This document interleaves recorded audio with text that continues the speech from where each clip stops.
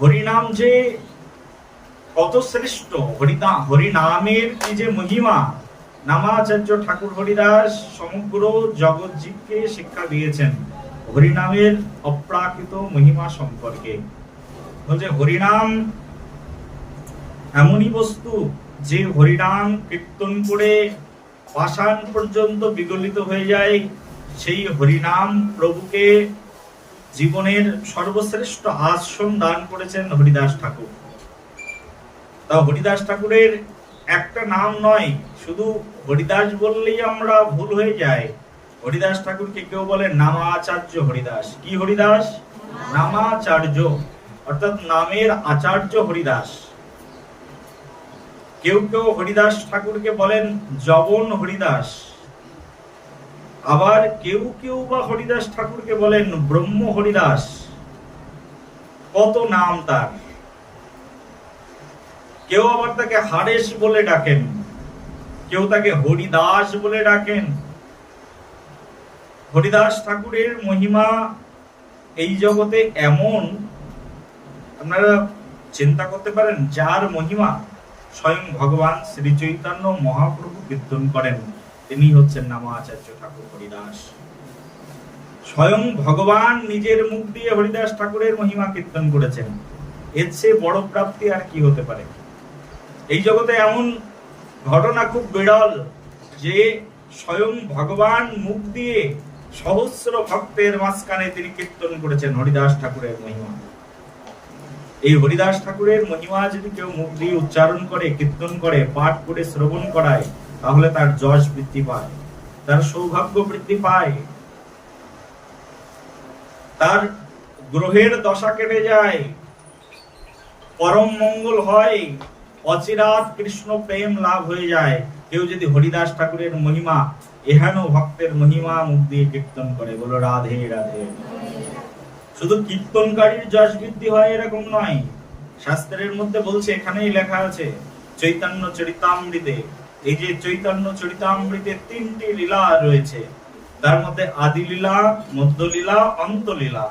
অন্তলীলার মধ্যে এই 11 পরিচ্ছেদের মধ্যে, অন্তলীলার 11 পরিচ্ছেদে এই নামাচার্য ঠাকুর হরিদাসের মহিমা কথা কীর্তন করা আছে। আর এখানেই বর্ণনা করা আছে, যদি কেউ হরিদাস ঠাকুরের মহিমা বর্ণনা করে সে তো উত্তম, কিন্তু যারা শ্রবণ করছে বলছে তারাও উত্তম। তাদের যারা হরিদাস ঠাকুরের মহিমা কথা শ্রবণ করে, এই যে আপনারা বসে হরিদাস ঠাকুরের মহিমা কথা শ্রবণ করছেন, বলছে যারা শ্রবণ করছে তাদেরও যশ বৃদ্ধি পায়। কীর্তনকারী, কীর্তন শ্রবণকারী তার মহাভাগ্যের উদয় হয় যদি হরিদাস ঠাকুরের এই মহিমা কথা কেউ শ্রবণ করে। হরিদাস ঠাকুরের যে বিজয় উৎসব, যে কইল দর্শন, হরিদাস ঠাকুরের যে বিজয় উৎসব হয়েছিল, হরিদাস ঠাকুরের আজকে তো নির্জন, এই নির্জন বলছে হরিদাস ঠাকুরের এই নির্জন যে কইল দর্শন, যে তাহা নিত্য কইল, আর যে কইল কীর্তন। কীর্তন মানে যিনি পাঠ করেছেন, বলছেন যিনি সেই কীর্তন করেছেন হরিদাস ঠাকুরের নির্জনে। কীর্তন এক হচ্ছে মহিমা কীর্তন, আর এক হচ্ছে দিব্য নাম কীর্তন। হরিদাস ঠাকুরের মহিমা কীর্তন তো স্বয়ং শ্রী চৈতন্য মহাপ্রভু করেছেন, আর হরিদাস ঠাকুরের নির্জন তিথিতে খোল করতাল বাজিয়ে সবাই হরিনাম কীর্তন করেছেন। এখানে বলছেন যেই তাহা নিত্য কইল, সেখানে গিয়ে যারা নৃত্য করেছেন, আর যে কইল কীর্তন, যেই তারে বালুকা দিতে করিল গমন। হরিদাস ঠাকুরের সমাধি স্বয়ং শ্রী চৈতন্য মহাপ্রভু নিজে হাতে দিয়েছেন। বলছেন সেখানে হরিদাস ঠাকুরকে বালু প্রদান করতে যে কইল গমন, তার মহোৎসবে যেবা করিল ভোজন।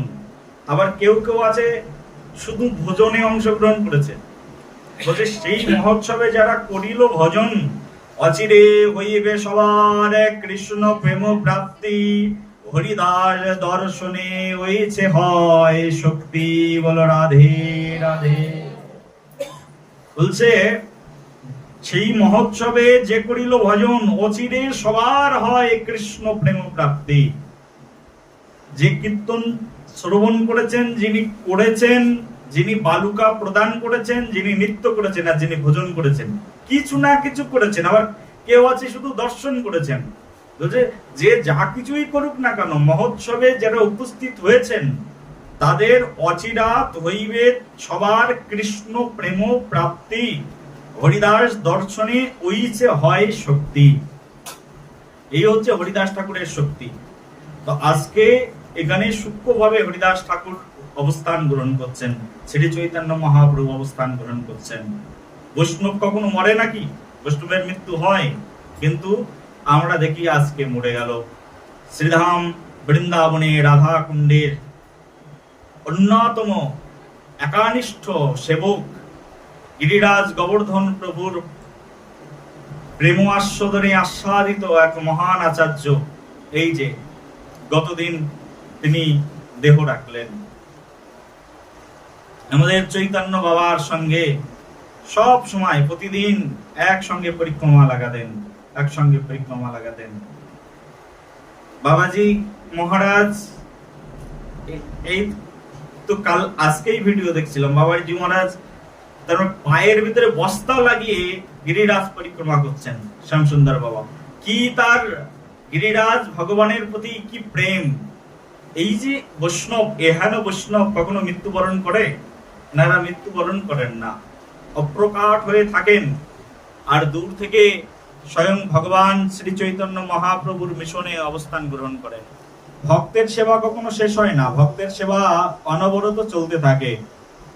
ভগবান আজকে এই ব্রহ্মাণ্ড থেকে অন্য ব্রহ্মাণ্ডে চলে গেছেন, সেখানে বসে ভগবান লীলা আস্বাদন করছেন।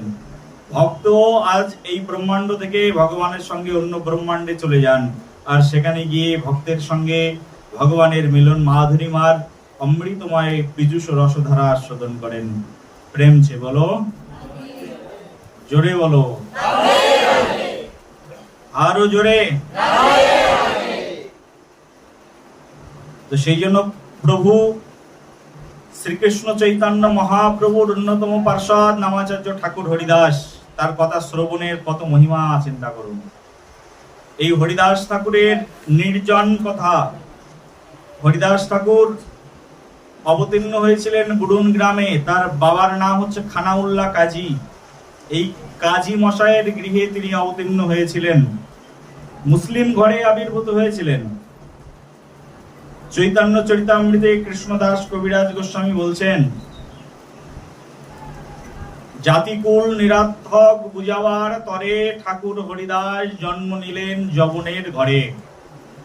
এই জগতে জাতিকুল সব নিরার্থক, এটাকে প্রমাণ করবার জন্য ঠাকুর হরিদাস যবন ঘরে জন্ম নিলেন। এক সময় আমাদের এই সমাজে আমরা যেখানে বাস করছি, এখানে উচ্চ নিচ এত ভেদাভেদ বেড়ে গিয়েছিল যে নিচু বর্ণের কোনো মানুষ যদি মন্দিরের সামনে যেতেন, উচ্চ বর্ণের মানুষ আগে সেখানে লেপে পুছে পরিষ্কার করতেন, কারণ এই নিচু বর্ণের মানুষ কপালে টিপ পড়তে পারতেন না, চন্দন কপালে ধারণ করতে পারতেন না। নিম্ন বর্ণের মানুষকে অনেক অপমান করা হতো এক সময়। দলে দলে মানুষ অন্যান্য ধর্মে রূপান্তরিত হয়ে যাচ্ছিল, অন্যান্য ধর্মে চলে যাচ্ছিল। আর সেই সময়, যে সময় উঁচু নিচুর বিশাল ভেদাভেদ, সম্প্রদায় হানাহানি, বিভেদ, বৈষম্য, সেই বৈষম্যকে দূর করার জন্য স্বয়ং শ্রী চৈতন্য মহাপ্রভু তার অগ্রস্পর্শদ রূপে এই নামাচার্য ঠাকুর হরিদাসকে যবন কুলে মুসলিম ঘরে জন্ম দিয়ে দিলেন। পূর্বকালে এই হরিদাস ঠাকুর তিনি ব্রহ্মা ছিলেন। পূর্বকালে দাপর যুগে একবার ভগবান শ্রীকৃষ্ণ তিনি বনভোজন লীলা করছিলেন, আর সেই বনভোজন কালে তিনি তার বন্ধুদেরকে পাশে বসিয়ে নিয়ে ভগবান শ্রীকৃষ্ণ এই মধুমঙ্গল, শ্রীদাম, বসুদাম তাদের মুখ থেকে প্রসাদ কেড়ে কেড়ে নিজের মুখের মধ্যে দিচ্ছিলেন, খাচ্ছিলেন। বন্ধুত্ব মনে বোঝেন তো, ইকুয়াল, সমানে সমান। একদিন ব্রহ্মাজি ভ্রমণ করতে বেরিয়েছেন, আর ব্রহ্মাজি ভ্রমণ করতে গিয়ে দেখলেন যে স্বয়ং ভগবান শ্রীকৃষ্ণ, যাকে আমরা স্বয়ং ভগবান বলে মনে করি, সেই ভগবান কৃষ্ণ সখাদের সঙ্গে বসে সেই নিচ জাতের ব্যক্তিরা বসে রয়েছেন তার সখা রূপে, আর তাদের মুখে উচ্ছিষ্ট ভোজন করছেন। যিনি ভগবান, তার মুখের প্রসাদ খাওয়ার জন্য শত সহস্র লক্ষ্মী দেবী হাত এরকম লম্বা করে পেতে বসে থাকেন। এ কেমন ভগবান? যে নিচু জাতির মুখের উচ্ছিষ্ট তাও গালের মধ্যে থেকে বের করে নিয়ে খাচ্ছে, এটা কখনো ভগবান হতে পারে না। ব্রহ্মাজির মনে অহংকার হয়ে গেল। ব্রহ্মাজি ভগবান শ্রীকৃষ্ণের সেই গোবৎসগণকে চুরি করলেন, ভগবান শ্রীকৃষ্ণের সখাদেরকে চুরি করলেন। ভগবান শ্রীকৃষ্ণ আবার নিজের অঙ্গ থেকে সব গোবৎসদেরকে তৈরি করলেন, আবার নিজের অঙ্গ থেকে তিনি তার সব সখাদেরকে তৈরি করলেন। এইভাবে বৃন্দাবনে 1 বছর চলে গেল। ব্রহ্মাজি ভাবলেন যে দেখে আসি কৃষ্ণ কি করছে, তার সবকিছু তো চুরি করে আমি সুমেরু পর্বতের মধ্যে আটকে রেখেছি। এক পর্বত আছে, নাম হচ্ছে সুমেরু পর্বত। আর ব্রহ্মাজি এই সব সখাদেরকে আর সব গোবৎসদেরকে চুরি করে সেই সুমেরু পর্বতের মধ্যে রেখে দিয়েছিলেন। ব্রহ্মাজি তখন ভাবছেন যে দেখি কৃষ্ণ কি করছে, স্বয়ং ভগবান বলে যাকে মনে করি সেই ভগবান কি করছেন দেখে আসি। পরে 1 বছর পরে ফিরে যাওয়ার সময় ব্রহ্মাজি দেখছেন যে ভগবান শ্রীকৃষ্ণ আগের মতোই বৎসদেরকে নিয়ে খেলছেন, আগের মতো তার বন্ধুদেরকে নিয়ে খেলছেন। এই দেখে ব্রহ্মা বুঝে গেলেন যে স্বয়ং ভগবান, না হলে এটা কিভাবে সম্ভব? আমার মায়াজল ছিন্ন করে কেউ আমার হরণ করা গাভী বৎসদেরকে এবং সখাদেরকে চুরি করার ক্ষমতা কারোর নেই। স্বয়ং ব্রহ্মাজি তখন বুঝে গেলেন স্বয়ং ভগবান শ্রীকৃষ্ণই এখানে অবতীর্ণ হয়েছেন। তখন কৃষ্ণের কাছে গিয়ে হাত জোর করে ক্ষমা চাইলেন আর বললেন, হে প্রভু, আমার উচ্চ কুলে জন্ম হয়েছে, সবচেয়ে বড় পোস্টে আমি রয়েছি, সেই জন্য আমার মনের মধ্যে অহংকার হয়েছে। হে প্রভু, আমি উঁচু কুলে উঁচু জায়গায় বসে থেকে তোমাকে বুঝতে পারলাম না, আজকে তোমার চরণে আমার অপরাধ হয়ে গেল। আর এই অপরাধের কারণে আমি তোমার কাছে একটা প্রার্থনা, এই প্রার্থনা আমার পরবর্তী জন্মে একটা নিচু কুলে জন্ম দিও, আর সেই কুলে থেকে যেন আমি তোমার সেবা করতে পারি। নিচু কুলে জন্মগ্রহণ করলে তো আমার আর কি হবে না, আমার তো আর অহংকার হবে না। সেই জন্য এমন কোন নিচু কুলে জন্ম দিও, একেবারে নিকৃষ্ট কুলে জন্ম দিও, আর সেই নিকৃষ্ট কুলে জন্মগ্রহণ করে যেন তোমার নাম গুণাগুণ গাইতে পারি, এই আশীর্বাদটুকু তুমি অন্তত করো। ভগবান শ্রীকৃষ্ণ তথাস্তু বলে দিয়েছিলেন স্বয়ং ব্রহ্মাজিকে। আর সেই ব্রহ্মা পরবর্তীকালে নামাচার্য ঠাকুর হরিদাস হয়ে গৌর লীলাতে অবস্থান গ্রহণ করছেন। বলো গৌরাঙ্গ ভগবান কি, নামাচার্য ঠাকুর হরিদাস কি। কেউ কেউ আবার বলেন যে ভগবান শ্রীকৃষ্ণ ব্রহ্মাকে অভিশাপ দিয়েছিলেন, আমি তোমাকে অভিশাপ দিয়ে দিলাম, যাও তুমি যবন কুলে যে জন্মগ্রহণ করো।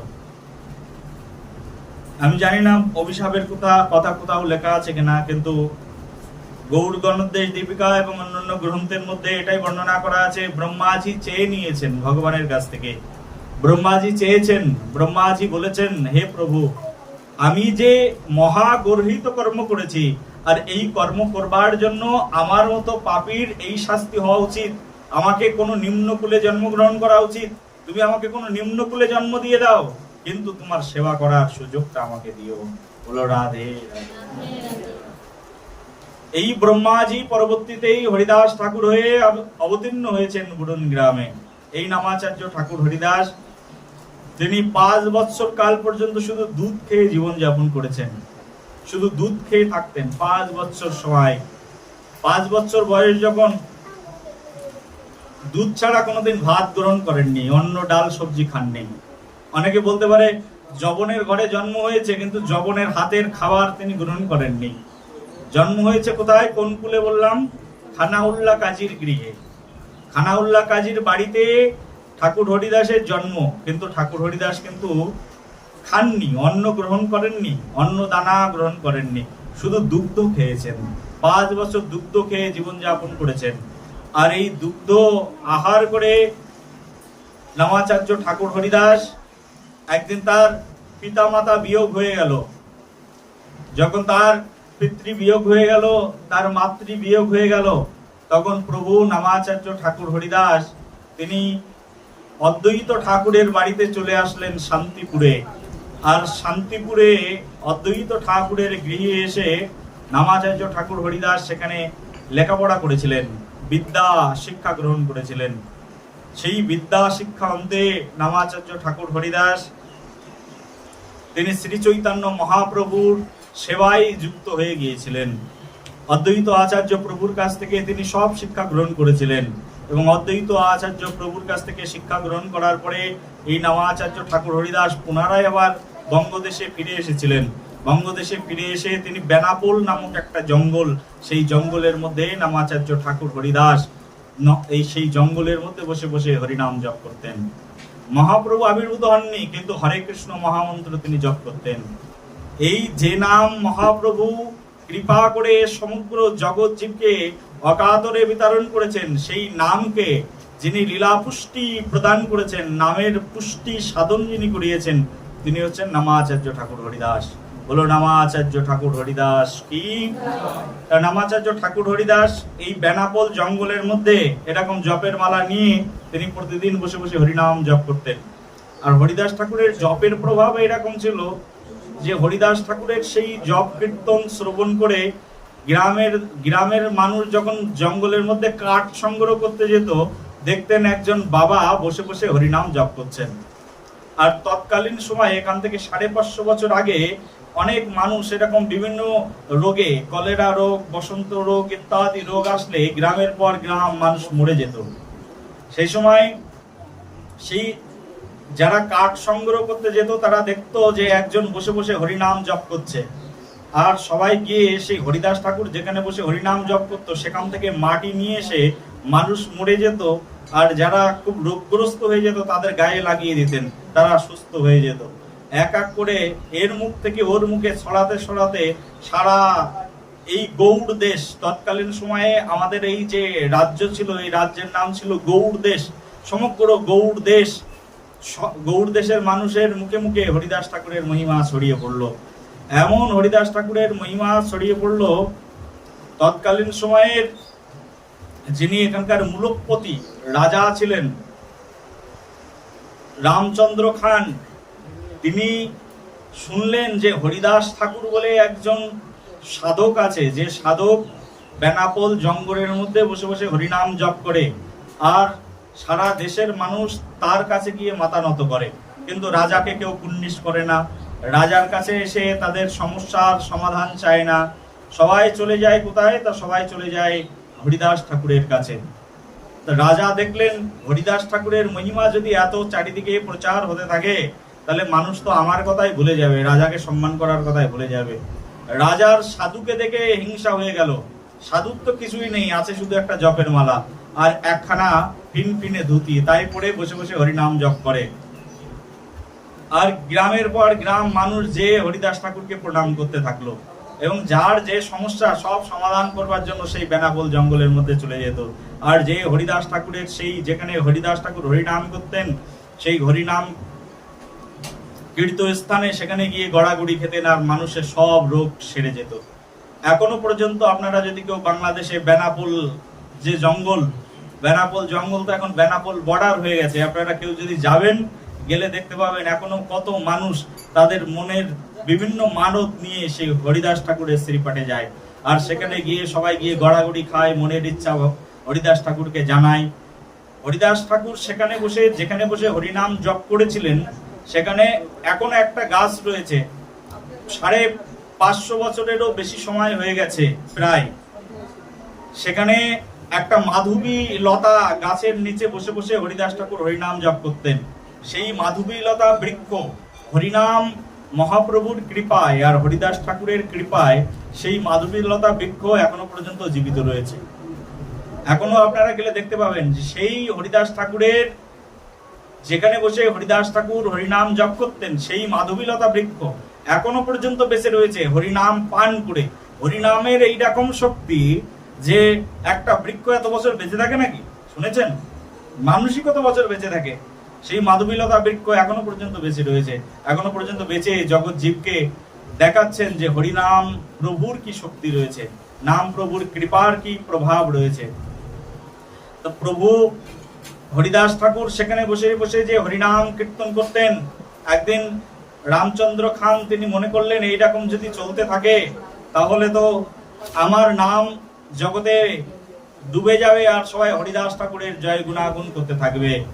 তখন সেই রাজা তিনি ভাবলেন যে হরিদাস ঠাকুরকে কোনো না কোনো বদনাম দিতে হবে। হরিদাস ঠাকুরকে বদনাম দেওয়ার জন্য তিনি এই বঙ্গদেশীয় সব বেশ্যাদেরকে ডাকলেন। সব বেশ্যাদের মধ্যে সবচেয়ে সুন্দরী বেশ্যা ছিল, তার নাম হচ্ছে লক্ষ্যহীরা। লক্ষ্যহীরাকে বললেন, লক্ষ্যহীরা তুমি রূপে গুণে সব দিক দিয়ে সুন্দরী, তুমি কি পারবে ওই সাধকের সাধনা ভঙ্গ করতে আর তার বদনাম করতে? যদি তার বদনাম একবার চারিদিকে ছড়িয়ে যায় তাহলে তার পতন হয়ে যাবে আর আমার সুনামটা বেড়ে যাবে। বলো রাধে রাধে। এখনো কিন্তু এরকম হয়, যারা একটু সাধন ভজন শুরু করে দেয়, যারা ভগবানের নাম কীর্তন শুরু করে দেয়, সাধন ভজন শুরু করলেই তাদের সামনে এরকম অপ্সরাদেরকে পাঠিয়ে দেওয়া হয় বদনাম করানোর জন্য। রাজা চক্রান্ত করলেন হরিদাস ঠাকুরের বিরুদ্ধে, তখন লক্ষ্যহীরাকে বললেন, লক্ষ্যহীরা তুমি যাও। আর লক্ষ্যহীরা তখন গেলেন। লক্ষ্যহীরা প্রথম রাতে গেলেন। প্রথম রাতে গিয়ে হরিদাস ঠাকুরকে বশ করবার জন্য রাজাকে বলে দিলেন, রাজা আপনি চিন্তা করবেন না, এই হরিদাস ঠাকুরের মতো এই ধরনের ছোটখাটো সাধুকে আমি এক রাতের মধ্যেই আমার বশে নিয়ে এসে আপনার সামনে তার বদনাম করে আমি জানিয়ে দেব যে সে কত বড় ভণ্ড সাধু। লক্ষ্যহীরা গেলেন প্রথম রাত গিয়ে হরিদাস ঠাকুরের আশ্রমে গেলেন হরিদাস ঠাকুরের ধ্যান ভঙ্গ করবার জন্য। দেখছেন একটা তুলসী, এই যে আমাদের সামনে তুলসী আছে, একটা তুলসীর বেদী, সেই তুলসীর বেদীকে সম্মুখে রেখে হরিদাস ঠাকুর এই যে জপের মালা হাতে নিয়েছেন আর হরে কৃষ্ণ মহামন্ত্র জপ করছেন। সবাই বলো হরে কৃষ্ণ কৃষ্ণ কৃষ্ণ হরে হরে, হরে রাম রাম রাম হরে হরে। হরিদাস ঠাকুর সেই হরিনাম জপ করছেন। হরিদাস ঠাকুর এমন করে সেই হরিনাম জপ করছেন, লক্ষ্যহীরা হরিদাস ঠাকুরের জপ দেখে ভাবলেন কি নাম জপ করছে, এই নাম আমাকে এত আকর্ষণ করছে কেন? খুব আকর্ষণ করছিল লক্ষ্যহীরার যখন সেই নাম হরিনাম জপ হচ্ছে না, লক্ষ্যহীরার হৃদয়টা যেন দ্রবীভূত হয়ে যাচ্ছিল। কিন্তু পাপিষ্ট হৃদয় অত তাড়াতাড়ি কি আর নাম প্রেমের মধ্যে চলে আসে? সেই পাপিষ্ঠা, মহাপাপিষ্ঠা সেই লক্ষ্যহীরা গিয়ে তখন হরিদাস ঠাকুরের ধ্যান ভঙ্গ করবার জন্য পায়ে নুপুর করে খুব সুন্দর করে সেজে একবার সুগন্ধি ফুলের মালা তার কুন্তলে গুজে এখন হরিদাস ঠাকুরের চারিদিকে ঘুরতে থাকলেন আর নৃত্য করতে থাকলেন। হরিদাস ঠাকুর চোখ বন্ধ করে হরে কৃষ্ণ মহামন্ত্র জপ করে চলেছেন, হরে কৃষ্ণ কৃষ্ণ কৃষ্ণ হরে হরে, হরে রাম রাম রাম। একটু পরে এত করে চারিদিকে নুপুরের শব্দ গুঞ্জন গান শুরু করেছেন লক্ষ্যহীরা। হরিদাস ঠাকুর একটু চোখ মিলে তাকিয়েছেন, তাকিয়ে বলছেন, মা তোমার যা মনের বাসনা আছে আমি সব পূর্ণ করে দেব, তুমি একটু বসো এখানে। আমি প্রতিজ্ঞা করেছি আমি প্রতিদিন 3 লক্ষ হরিনাম জপ করব, আর আমি মাসে 1 কোটি হরিনাম জপ করব। তো সেই জন্য আমার এই প্রতিজ্ঞা যতক্ষণ পূর্ণ না হচ্ছে ততক্ষণ আমি তোমার কোনো কথাই রাখতে পারবো না। তুমি এখানে বসো, আমার এই হরিনাম শেষ হলেই আমি তোমার মনের যা ইচ্ছা আছে, আমি সাধু মানুষ, আমি তোমাকে প্রতিজ্ঞা করে বলছি তোমার আমি মনোবাসনা পূর্ণ করে দেব। বলো রাধে রাধে। লক্ষ্যহীরা অসতী হলেও, একজন বেশ্যা হলেও লক্ষ্যহীরা জানতেন সাধু যদি মুখ দিয়ে কোনো কথা বলেন সেই কথা সে পূর্ণ করেই ছাড়েন। সাধুর কথার ভিতরে কোনো ভেজাল নেই, ভেজাল তো আমরা করি। আমরা প্রস্টিটিউট, আমরা বেশ্যা, আমাদের মনের ভিতরে কুটিলতা আছে, কিন্তু সাধুর মনের মধ্যে কোনো কুটিলতা নেই। নিশ্চয়ই তাহলে আমার মনের ইচ্ছা এই সাধু পূরণ করে দেবেন। লক্ষ্যহীরা সেই সাধুকে ঘিরে হরিনাম কীর্তন করছেন, হরিনাম করছেন, আর লক্ষ্যহীরা চুপচাপ গিয়ে হরিদাস ঠাকুরের সামনে গিয়ে বসেছেন, বসে হরিনাম শুনছেন। আর হরিদাস ঠাকুর লক্ষ্যহীরা এসে বসেছেন বলে হরিদাস ঠাকুর হরিনাম করছেন একটু জোরে জোরে। জপের মালার মধ্যে হাত ঢুকিয়ে দিয়ে 3 ভাবে হরিনাম হয়। তার মধ্যে প্রথম ভাবটা হচ্ছে মৃদু স্বরে কীর্তন। 3 ভাবে কীর্তন। কত ভাবে বলো? 3 ভাবে। একটু সামনের দিকে সরে এসো, অন্যদের বসতে দাও, সামনের দিকে সরে এসো। তা 3 ভাবে হরিনাম কীর্তন হয় বলছে। তার মধ্যে একটি কীর্তনের নাম হচ্ছে মৃদু স্বরে কীর্তন। আমাদের শাস্ত্রীয় ভাষায় বলছে বাচিক, মানসিক আর উপাংশু, এই 3 ধরনের কীর্তন রয়েছে হরিনাম কীর্তনে। তার মধ্যে একটা হচ্ছে মৃদু স্বরে কীর্তন, তার মানে আস্তে আস্তে নিজে বলছি, নিজের মুখ দিয়ে শ্রবণ করছি, নিজের মুখ দিয়ে বলছি আর নিজের কান দিয়ে শ্রবণ করছি, এটা হচ্ছে আস্তে আস্তে কীর্তন, এটাকে বলে মৃদু স্বরে কীর্তন। হরিদাস ঠাকুর 3 ভাবেই হরিনাম কীর্তন করতেন। তার মানে মৃদু স্বরে কীর্তন, হরে কৃষ্ণ কৃষ্ণ কৃষ্ণ হরে হরে, হরে রাম রাম রাম। আমি বলছি আর আমি শুনছি, ঠিক আছে। এই গেল এক কোয়ালিটি। বলছে আর একটা হচ্ছে মৌন ভাবে, তার মানে শুধু জিহ্বাটা নড়ছে আর মনে একাগ্রতা আছে, নাম প্রভুর ধ্যান করে আমি হরিনাম মহামন্ত্র কীর্তন করছি। আরেকটি কীর্তন আছে, সেটা হচ্ছে উচ্চস্বরে কীর্তন। উচ্চস্বরে কীর্তন কেমন? একটু জোরে জোরে সবাই একটু উচ্চস্বরে কীর্তন করুন। হরে কৃষ্ণ কৃষ্ণ কৃষ্ণ হরে হরে, হরে রাম রাম রাম হরে হরে। এই যে উচ্চস্বরে কীর্তন, হরিদাস ঠাকুর লক্ষ্যহীরা যেহেতু শুনছেন, কখনো মৃদু স্বরে কীর্তন, কখনো উচ্চ স্বরে কীর্তন হরিদাস ঠাকুর করছেন। আর শব্দগুলো সব সেই লক্ষ্যহীরার কানের মধ্যে প্রবেশ করছে। দেখুন, একই নাম বারবার আমরা কীর্তন করি, সবাই মনে করি যে একই নাম হচ্ছে, তো এই একই নাম শুনতে কারোর ভালো লাগে? নাম তো একই, হরে কৃষ্ণ কৃষ্ণ কৃষ্ণ হরে হরে, হরে রাম রাম রাম হরে হরে। 16 নাম 32 অক্ষর, বারবার একই কথা শুনতে কার ভালো লাগে বলুন তো?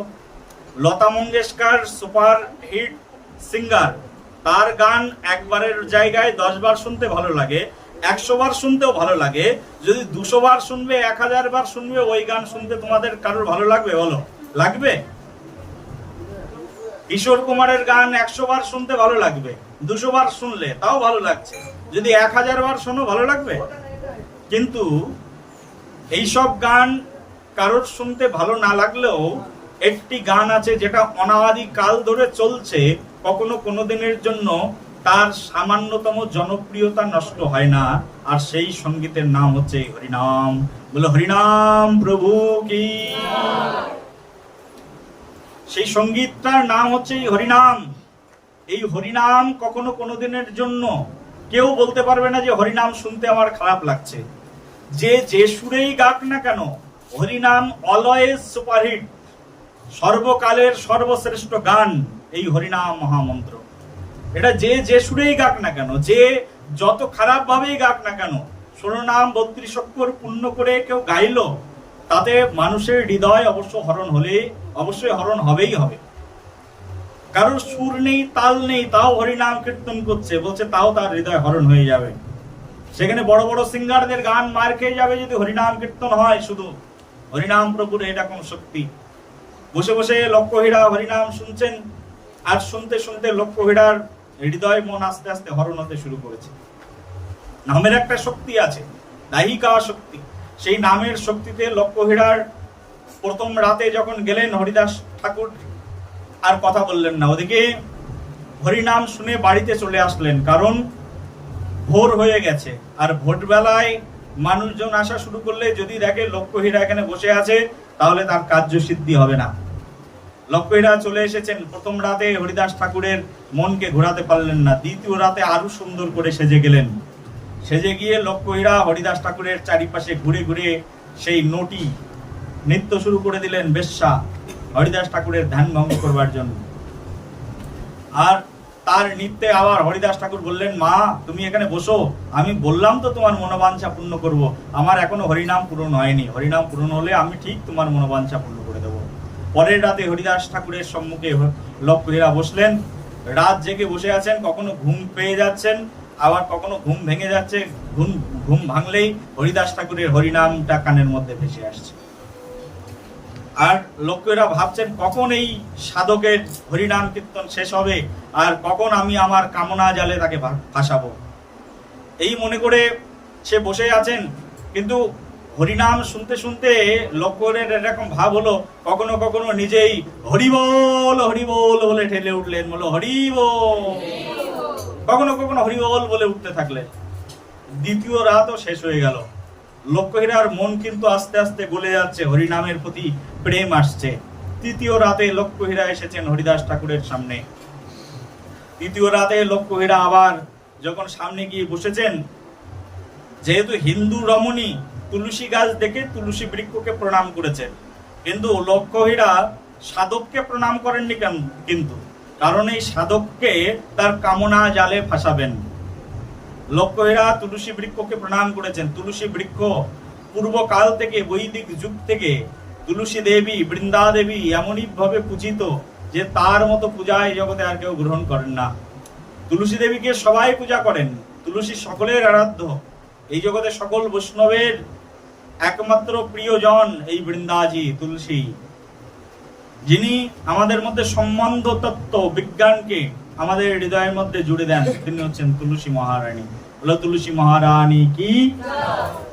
তুলসী মহারানীকে প্রণাম নিবেদন করে লক্ষ্মীরা বসেছেন, বসে হরিনাম শুনছেন। হরিনাম শুনতে শুনতে কখনো কখনো তিনি মুখ দিয়ে বলে ফেলছেন হরে কৃষ্ণ হরে কৃষ্ণ, আবার জিভে কামড় খেলে নাই, আমি কি বললাম, হরিনাম বলে ফেললাম। আবার শুনছেন কান দিয়ে, শুনতে শুনতে আবার বলে উঠেছেন হরে কৃষ্ণ কৃষ্ণ কৃষ্ণ হরে হরে, হরে রাম রাম রাম হরে হরে। আরে আমি তো পুরোটাই বলে ফেললাম, বলে আবার জিহ্বায় কামড় দিয়েছেন। হরিদাস ঠাকুর তো আরো আনন্দের স্বাচ্ছন্দ্যে হরিনাম কীর্তন করে চলেছেন। হরিদাস ঠাকুরের একজন শুদ্ধ ভক্তের মুখ থেকে হরিনাম কীর্তন শ্রবণ করে এখন লক্ষ্মীরা রাত যখন শেষ হয়ে এসেছে তখন হরিদাস ঠাকুরের এবার হরিনাম কীর্তন সমাপ্ত হয়েছে। এখন হরিদাস ঠাকুর যখন হরিনাম কীর্তন সমাপ্ত হয়েছে, সামনের দিকে তাকিয়ে দেখছেন লক্ষ্মীরার চোখ দিয়ে অনার্গল জল বেরিয়ে যাচ্ছে। বলে যে বেশ্যা আমার সঙ্গ সাধনার জন্য এসেছিল, সঙ্গ লাভের জন্য এসেছিল, সে চোখ দিয়ে জল বেরোচ্ছে, কাঁদছে, এর নিশ্চয়ই নাম প্রভুর মহিমা ছাড়া আর কিছুই নয়। বলে নাম প্রভু কি। নাম প্রভুর এরকম মহিমা যে বসে বসে হরিনাম কীর্তন হচ্ছে, আর হরিনাম শুনতে শুনতে লক্ষ্মীরা কাঁদছেন হরিনাম কীর্তন শ্রবণ করতে করতে। হরিনামের এরকম মহিমা যে একদিন শ্রী চৈতন্য মহাপ্রভু ছোট্ট শ্রীবাস অঙ্গনে ছোট্ট একটা বালিকা ছিল, তার নাম হচ্ছে নারায়ণী। নারায়ণীকে বলছে নারায়ণী এদিকে এসে শোনো।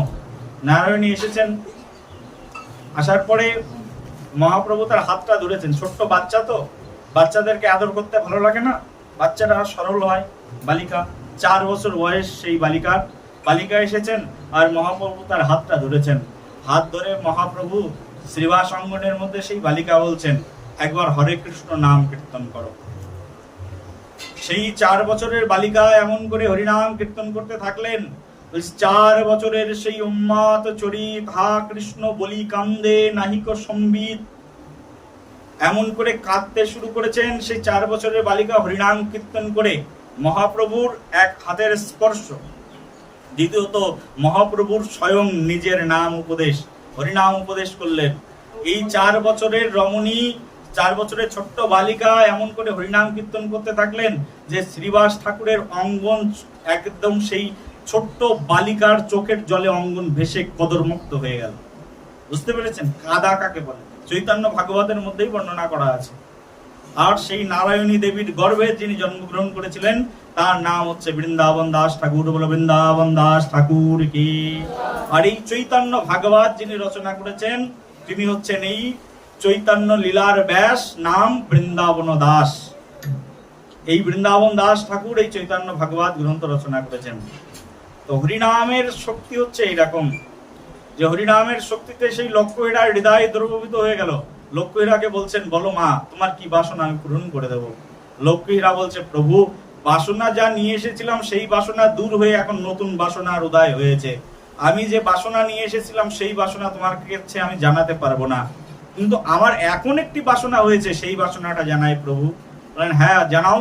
বলছে এখন আমার বাসনা হয়েছে যে নাম একজন বেশ্যার হৃদয়কে গলিয়ে দিতে পারে, যে নাম প্রভুর কৃপা একজন বেশ্যার মনকে একেবারে একানিবিষ্ট করে দিতে পারে, সেই নাম মন্ত্রে আমাকে দীক্ষা প্রদান করো, আমি তোমার কাছ থেকে দীক্ষিত হতে চাই। নামাচার্য ঠাকুর হরিদাস বললেন তোমার জন্যই তো আমি বসেছিলাম এই বেনাপোল জঙ্গলের মধ্যে। আমার একজন উত্তরস্বরী আসবে আর তার কাছে আমি এই নামের ভারটি অর্পণ করে দিয়ে আমি এখান থেকে শ্রী চৈতন্য মহাপ্রভুর লীলা প্রচার কাজে সহযোগিতা করবার জন্য যাব। তুমি এসেছো, অত্যন্ত সন্তুষ্ট হয়েছি, এসো। তুমি তোমার যত সম্পদ সম্পত্তি উপার্জন করেছো বেশ্যাবৃত্তি করে, সব সম্পদ সম্পত্তি তুমি এখনই গিয়ে ব্রাহ্মণ বৈষ্ণবদেরকে দান করে চলে এসো। এক কাপড়ে আমার কাছে চলে এসো, গঙ্গা স্নান করে আমি তোমাকে হরিনাম মহামন্ত্রে দীক্ষা প্রদান করব। সেই লক্ষ্মীরা চলে গেলেন। চলে গিয়ে তিনি তার যত সম্পদ সম্পত্তি ছিল সেই সম্পদ সম্পত্তি সব দান করে দিয়ে এক কাপড়ে তিনি চলে আসলেন হরিদাস ঠাকুরের কাছে। আর হরিদাস ঠাকুরের কাছে আসলে সবাই সেই যে ব্যক্তি, যে রাজা হরিদাস ঠাকুরকে বদনাম করবার জন্য এই লক্ষ্য হীরাকে পাঠিয়েছিলেন, এই বেশ্যাকে পাঠিয়েছিলেন, সে তো মাথায় হাত দিয়ে বসে পড়লেন, রে আমি সবচেয়ে উন্নত গুণশালী রূপবতী বেশ্যাকে পাঠালাম সাধুর মনকে হরণ করবার জন্য, তাকে বদনাম করবার জন্য, আর সে কিনা পর্যন্ত সাধুর কাছে গিয়ে সাধু হয়ে গেল। সে মহা সংকটে পড়ে গেল। আর লক্ষ্য হীরা এসে তখন সেই হরিদাস ঠাকুরের কাছে এসে আত্মসমর্পণ করলেন, প্রভু আমাকে দীক্ষা প্রদান করুন। তখন স্বয়ং হরিদাস ঠাকুর কি জয়, হরিদাস ঠাকুর কি জয়, হরিদাস ঠাকুর কি জয়। তখন সেই লক্ষ্য হীরার শ্রীহস্তে জপের মালাটি প্রদান করে বললেন, তুমি এখানে বসে বসে হরিনাম জপ করো। তারপর থেকে সেই বেনাপোল, সেই সিদ্ধ পীঠস্থানে হরিদাস ঠাকুরের হরিনাম কীর্ত স্থানে লক্ষ্য হীরা সারা জীবন হরিনাম কীর্তন করেছেন। আর হরিনাম কীর্তন করে ওখানেই তার দেহ অবসান। ওখানেই লক্ষ্য হীরার দেহ অবসান হয়েছে। সেই হরিদাস ঠাকুরের শ্রীপাঠেও আজকে বিশাল অনুষ্ঠান হচ্ছে। আর সবচেয়ে বড় আনন্দের বিষয় যে আমি আনন্দ পাই এই ভেবে, আমি আনন্দ পাই এই কীর্তনে যে হরিদাস ঠাকুর যে ভূমিতে জন্মগ্রহণ করেছিলেন, আমি ভাগ্যক্রমে সেই ভূমিতে জন্মগ্রহণ করার সৌভাগ্য লাভ করেছি। বলো রাধে। তো এটাই সবচেয়ে আনন্দের যে হরিদাস ঠাকুর আমার নিজজন। আমার মনে হয় যে আমার নিজজন নামাচার্য ঠাকুর হরিদাস। এই নামাচার্য ঠাকুর হরিদাস তিনি সারা জীবন এই হরিনাম প্রভুর সেবা করেছেন। মহাপ্রভু তিনি এই নামাচার্য ঠাকুর হরিদাসকে নামের আচার্য পদে ভূষিত করে দিয়েছেন, বলে দিয়েছেন আজ থেকে তোমার নাম হবে নামাচার্য। সবাই তোমাকে জবন হরিদাস, সবাই জবনকুলে জন্মগ্রহণ করেছিল বলে তার নাম কি বলে ডাকে? জবন হরিদাস। কিন্তু মহাপ্রভুর পার্ষদরা হরিদাস ঠাকুরকে নামাচার্য হরিদাস বলে ডাকতেন, কারণ মহাপ্রভুর এই যে নাম প্রেম, এই নাম প্রেমকে সিদ্ধ করিয়েছেন এই হরিদাস ঠাকুরকে দিয়ে, সেই জন্য তার নাম হচ্ছে নামাচার্য ঠাকুর হরিদাস। এই নামাচার্য ঠাকুর হরিদাসের অনেক গুণমহিমা কথা বললাম না, স্বয়ং মহাপ্রভু নিজের মুখ দিয়ে হরিদাস ঠাকুরের গুণ কীর্তন করেছেন, স্বয়ং ভগবান নিজে পাঠ করেছেন। আর সমগ্র গৌড়বাসী সেই ভগবানের মুখারবিন্দ থেকে হরিদাস ঠাকুরের দিব্য নাম কীর্তন, তার দিব্য গুণ কীর্তন শ্রবণ করেছেন। এই হরিদাস ঠাকুর তিনি যখন পুরী ধামে মহাপ্রভু সন্ন্যাস নিয়ে চলে গেলেন, কাটোয়া থেকে মহাপ্রভু সন্ন্যাস নিয়েছেন, সন্ন্যাস নিয়ে পুরী ধামে চলে গেছেন। আর হরিদাস ঠাকুরও মহাপ্রভুর সঙ্গে সঙ্গে সেই পুরী ধামে গিয়ে গমন করেছেন। আর পুরী ধামে মহাপ্রভুর সঙ্গে হরিদাস ঠাকুর থাকতেন। হরিদাস ঠাকুর থাকতেন পুরী ধামে সিদ্ধ বকুল তলায়, পুরী ধামে মহাপ্রভু থাকতেন। আর মহাপ্রভু পুরীর জগন্নাথ মন্দিরে থাকতেন, কিন্তু হরিদাস ঠাকুর কোনোদিন পুরীর মন্দিরে প্রবেশ করতেন না। বলো রাধে রাধে। এখনো পর্যন্ত দেখবে পুরীর মন্দিরে কোনো মুসলিম বা হিন্দু পুরীর মন্দিরে প্রবেশ করতে পারে না। এমনকি ইন্দিরা গান্ধী পর্যন্ত প্রবেশ করতে পারেননি, কারণ তার জন্মকুলের সমস্যা ছিল, সংশয় ছিল, সেই জন্য তাকে পর্যন্ত পুরীর পান্ডারা জগন্নাথ মন্দিরে প্রবেশ করতে দেননি। সেই জন্য হরিদাস ঠাকুর যেহেতু জবনকুলে জন্মগ্রহণ করেছিলেন, তো হরিদাস ঠাকুর নিজে যেতেন না সেই পুরী প্রভু জগন্নাথকে দর্শন করতে। হরিদাস ঠাকুর এক বকুল গাছের নিচে বসে বসে তিনি হরিনাম মহামন্ত্র কীর্তন করতেন। হরিদাস ঠাকুর সেখানে বসে বসে যেখানে বসে বসে হরিনাম মহামন্ত্র কীর্তন করতেন, স্বয়ং জগন্নাথ মন্দিরে হরিদাস ঠাকুর জগন্নাথকে দর্শন করতে যেতেন না, কিন্তু জগন্নাথ স্বয়ং হরিদাস ঠাকুরকে দর্শন করতে আসতেন। বলে জগন্নাথ ভগবান কি। জগন্নাথকে দর্শন করতে হরিদাস ঠাকুর যেতেন না, শোনো, কিন্তু জগন্নাথ দর্শন করতে হরিদাস ঠাকুরকে আসতেন। এমনই ভক্ত ছিলেন হরিদাস ঠাকুর। পুরীর জগন্নাথ মন্দিরে দুইজন জগন্নাথ ছিল। গৌড়ীয় ভক্তগণ বলছেন দুইজন জগন্নাথ পুরীর মন্দিরে, তার মধ্যে একজন হচ্ছে সচল জগন্নাথ আর একজন হচ্ছে অচল জগন্নাথ। যদিও এইভাবে আমরা বলতে পারি না, যিনি বিগ্রহ রূপে রয়েছেন তিনি হচ্ছেন অচল জগন্নাথ, তিনি হেঁটে যান না, হাঁটেন, তিনিও হাঁটেন, কিন্তু গৌড়ীয় ভক্তগণ মহাপ্রভুর প্রতি অত্যন্ত প্রেমবশত এই শব্দটি উল্লেখ করেছেন, উচ্চারণ করেছেন।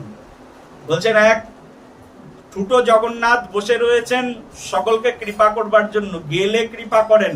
আর আরেকজন জগন্নাথ পুরীর মন্দিরের মধ্যে থাকেন, তিনি হেঁটে এসে কৃপা করেন, আর তার নাম হচ্ছে গৌর জগন্নাথ। বলো গৌর জগন্নাথ ভগবান কি। গৌরাঙ্গ তো জগন্নাথ, পুরীর মন্দিরে হাতহীন জগন্নাথ আর একটা হাতওয়ালা জগন্নাথ, তার নাম কি? তার নাম হচ্ছে শচীনন্দন গৌর হরি। বলে শচীনন্দন গৌরাঙ্গ ভগবান কি। বলে শচীনন্দন গৌর হরি নিজে হেঁটে আসেন হরিদাস ঠাকুরকে দর্শন করার জন্য, দর্শন দানের জন্য। মহাপ্রভু সিদ্ধ বকুলে আসতেন হরিদাস ঠাকুরকে, স্বয়ং জগন্নাথ এত আসতে, স্বয়ং জগন্নাথ তো পুরীর মন্দিরের মধ্যে অবস্থান গ্রহণ করতেন, তিনি পুরীর মন্দিরের বাইরে আসতেন না। কিন্তু ওই পুরীর মন্দিরের আরেকজন জগন্নাথ তিনি হরিদাস ঠাকুরকে দর্শন করতে আসতেন প্রতিদিন। একদিন মহাপ্রভু হরিদাস ঠাকুরের জন্য প্রসাদ পাঠাতেন। মহাপ্রভুর একানিষ্ঠ কয়েকজন সেবক ছিলেন, তার মধ্যে মহাপ্রভুর এক সেবক নাম হচ্ছে গোবিন্দ দাস। এই গোবিন্দকে মহাপ্রভু বললেন, যাও একটু হরিদাস ঠাকুরকে প্রসাদ দিয়ে এসো। আর এই গোবিন্দ প্রসাদ নিয়ে একদিন হরিদাস ঠাকুরের কাছে গেছেন। হরিদাস ঠাকুর সিদ্ধ বকুলে রয়েছেন, একটা ছোট্ট কুটির বানিয়ে সেখানে বসে বসে হরিনাম জপ করেন। তো হরিদাস ঠাকুরকে প্রসাদ দেওয়ার জন্য গোবিন্দ গেছেন। চৈতন্য চরিতামৃতে কৃষ্ণদাস কবিরাজ গোস্বামী লিখছেন এখানে, একদিন গোবিন্দ মহাপ্রসাদ লইয়া হরিদাসে দিতে গেলা আনন্দিত হইয়া। একদিন মহাপ্রভু এই সেবক, নাম কি বললাম? গোবিন্দ, এই হরিদাসকে গোবিন্দ গেছেন মহাপ্রসাদ দেওয়ার জন্য। দেখে হরিদাস ঠাকুর করিয়াছেন শয়ন। গোবিন্দ গিয়ে দেখছেন যে হরিদাস ঠাকুর কি করে আছেন, করিয়া আছেন শয়ন, আর মৃদু মৃদু করিতেছেন হরিনাম সংকীর্তন। হরিদাস ঠাকুর তো হরিনাম ছাড়া থাকতেন না, প্রতিদিনে 3 লক্ষ রাত্রি দিনে হরিনাম কীর্তন। হরিদাস ঠাকুর বসে বসে হরিনাম করেই চলেছেন। এই মৃদুমন্দ হরিনাম সংকীর্তন করছেন। এখানে চৈতন্য চরিতামৃতে বলছেন, গোবিন্দ কহে ওঠো আসি করহ ভজন, হরিদাস কহে আজ করিব লঙ্ঘন। গোবিন্দ বলছে এসো, এসে উঠে এসে একটু ভোজন করো, তোমার জন্য স্বয়ং ভগবান শ্রী চৈতন্য মহাপ্রভু একটু প্রসাদ পাঠিয়েছেন, এসে ভোজন করো। তা বলছে যে না, আজকে আমি ভোজন করব না, তার কারণ আজকে আমি লঙ্ঘন করব। কারণ কি? তা বলছে কারণ হচ্ছে সংখ্যা কীর্তন নাহি পুরে কেমনে খাইব, মহাপ্রসাদ আনিয়াছ কেমনে লঙ্ঘিব।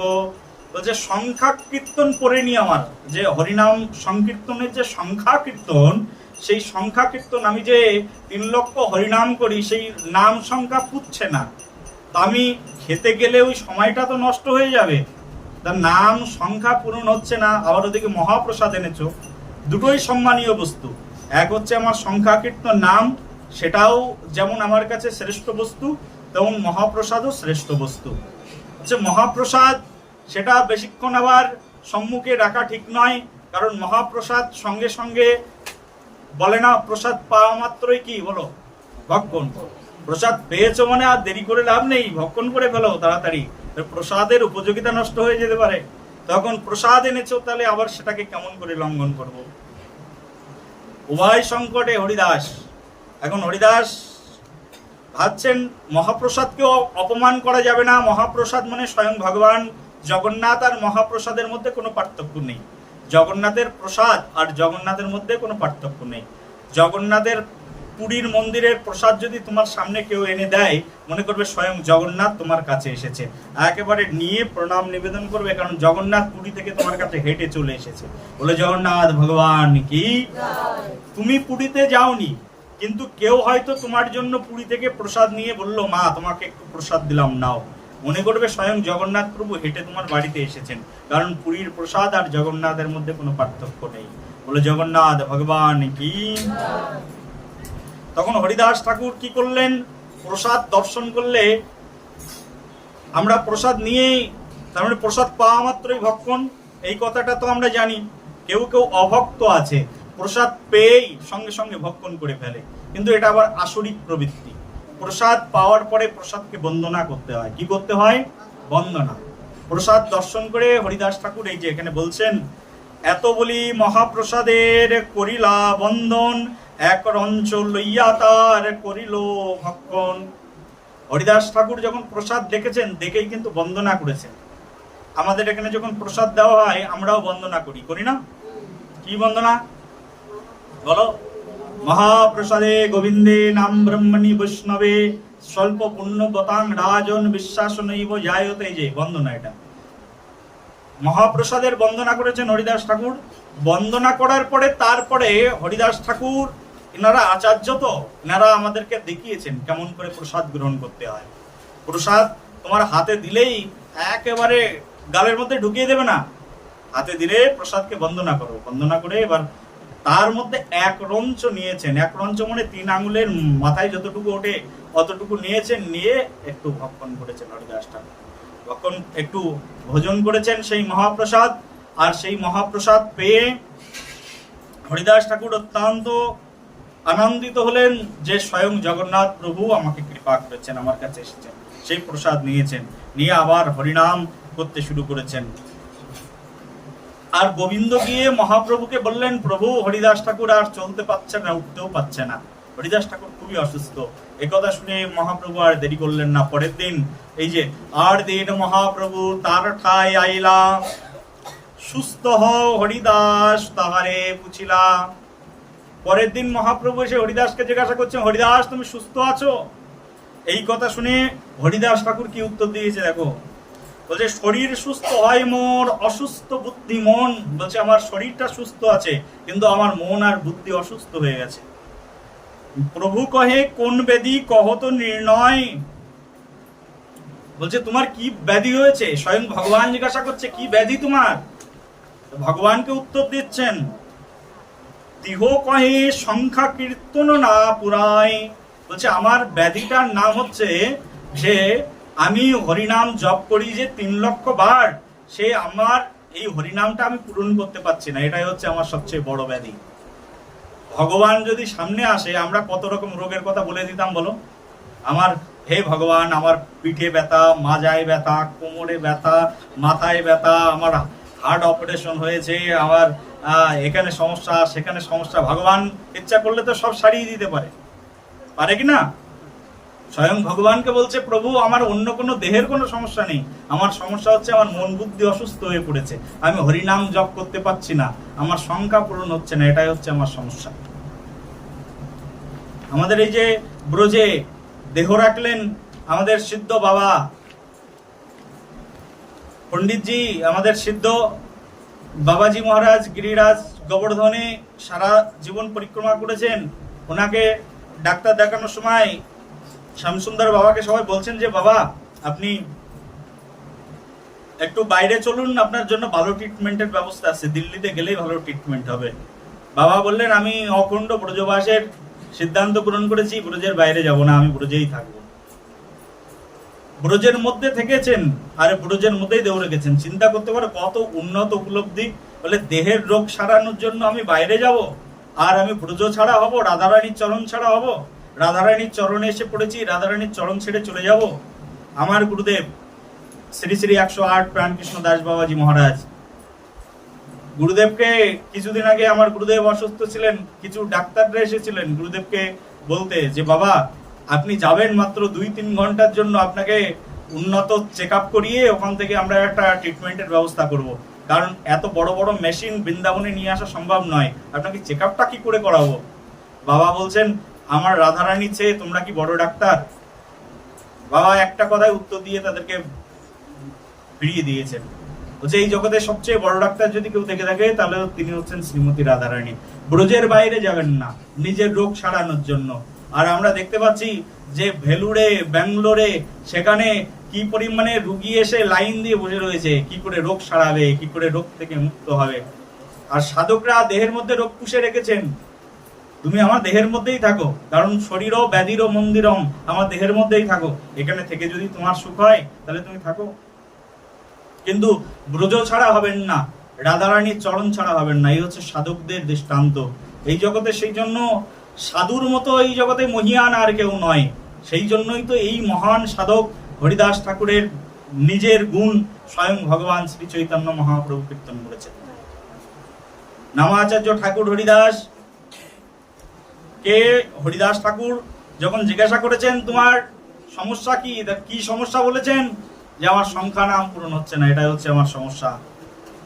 মহাপ্রভু বলছেন, তখন বলছেন, প্রভু কহে বিদ্য হইলা সংখ্যা অল্প করো, সিদ্ধ দেহে তুমি সাধনের আগ্রহ কেন করো? বলছে তোমার তখন বয়স হয়েছে, বৃদ্ধ হয়েছে, এখন সংখ্যা কম করো, তোমার তো দেহ সিদ্ধ, সিদ্ধ দেহে এত সাধনা করে কি লাভ? মহাপ্রভু বলছেন। এই কথার উত্তর আবার হরিদাস ঠাকুর কি দিচ্ছেন দেখুন, বলছেন লোক নিস্তারিতে এই তোমার অবতার, নামের মহিমা লোকে করিলা প্রচার। মহাপ্রভু বলছেন, আবার এ কথাও বলে দিয়েছেন, লোকের নিস্তারের জন্য তোমার এই অবতার, নামের মহিমা লোকে করিলা প্রচার। এবে অল্প সংখ্যা করি কর সংকীর্তন, হরিদাস কহে শুনো মোর সত্য নিবেদন। হরিদাস এইবার বলছে, প্রভু এবার আমার কথা শোনো, তুমি তো অনেক বললে আমার মহিমা, এখন আমি তোমাকে বলি শোনো। বলছে, হীন জাতিতে জন্ম মোর, নিন্দ কলেবর, হীন কর্মে রত মুই অধম পামর। আমার জন্ম কোন জায়গায়? বলছে হীন জন্ম, হীন কর্মে রত মুই অধম পামর। কেউ কেউ বলবে, দেখো অনেক পদাবলী কীর্তনিয়ারা বিভিন্ন ধরনের লোক আছে, তারা বলে হরিদাস ঠাকুর হিন্দু কুলে জন্মগ্রহণ করেছিল আর পালন হয়েছিল কোথায়? যবনের ঘরে। কিন্তু হরিদাস ঠাকুর নিজের মুখ দিয়ে বলছে, শোনো চৈতন্য চরিতামৃতে, হরিদাস ঠাকুর নিজের মুখ দিয়ে বলছে যে আমার জন্ম কোথায়? বলছে হীন জাতিতে জন্ম মোর, নিন্দ কলেবর। আমার জন্মটা এমনই হীন জাতিতে হয়েছে যেটা সনাতন জাতির মধ্যেই পড়ে না।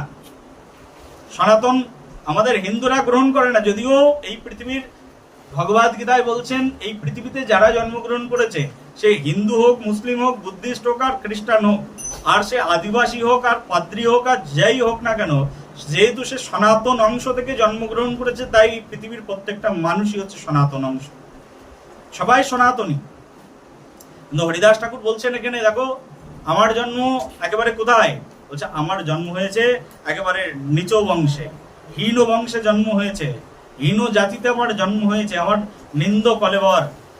আর অস্পর্শ অদৃশ্য মোরে, অঙ্গীকার কইলা, রৌরা হইতে কারি বৈকুণ্ঠে চড়াইলা।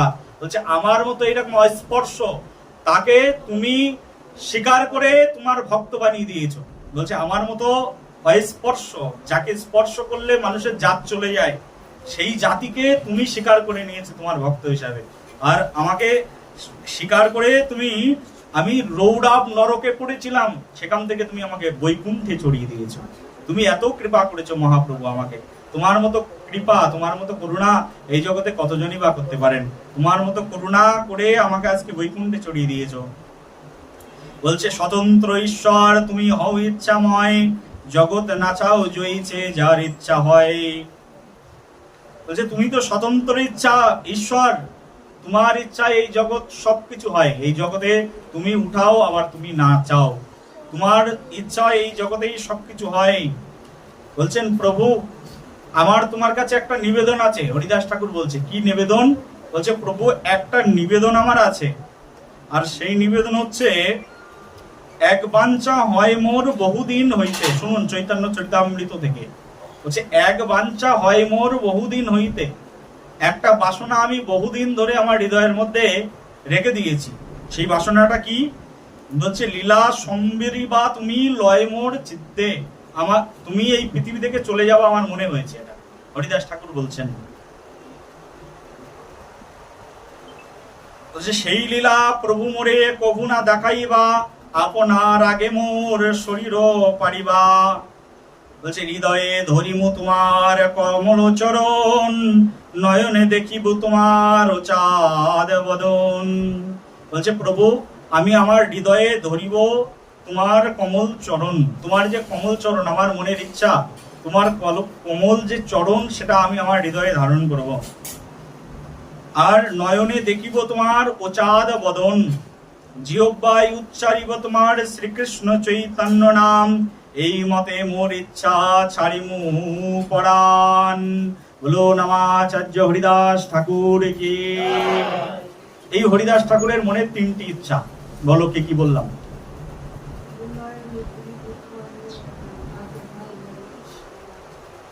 বলো যে হৃদয়ে ধরিমু তোমার কমল চরণ। বলছেন আমি আমার হৃদয়ে, আমার বুকের মধ্যে তোমার কমল চরণটা জড়িয়ে ধরবো। শ্রী চৈতন্য মহাপ্রভুর কমল চরণ জড়িয়ে ধরবে। নয়নে দেখিব তোমার ও চাঁদ বদন, আমার এই যে দুই চোখ, এই দুই চোখ দিয়ে আমি তোমার চাঁদ বদনকে দর্শন করব।